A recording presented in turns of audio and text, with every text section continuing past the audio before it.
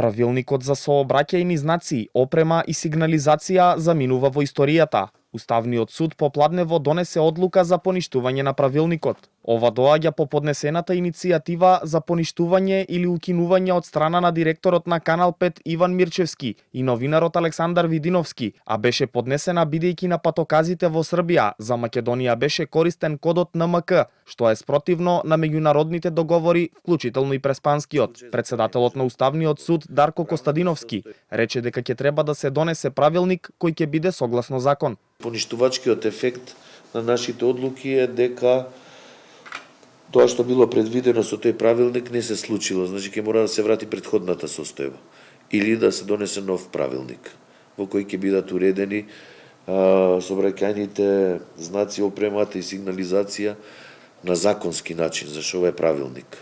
Тој акт кој се поништува ќе се сметат како да ги нема. Тоа е дејството на одлуката на Уставниот суд која има поништувачко дејство. Значи тие нема да важат. Ќе се почне и ово наново.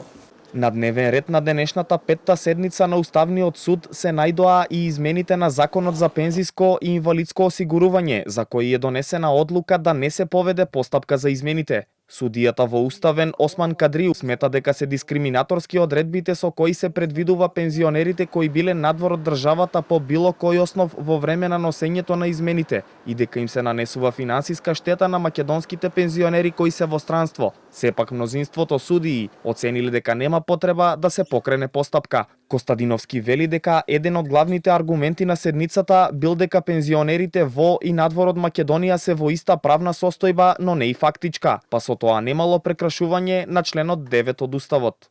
Одлуката со потребно мнозинство е донесена на тој начин и во тој, да кажем, во таа насока да предлогот наш не беше прихватен. Мнозинството одлучи дека нема основ да се поведе постапка. За да се повреди членот 9 од Уставот, неопходно е кумулативно исполнување на двата услова. Сите субјекти да се наоѓаат во иста правна и фактичка состојба. И доколку со едните се постапува на поинаков начин, а се во иста правна и фактичка состојба, тоа значи повреда на принципот на еднакост.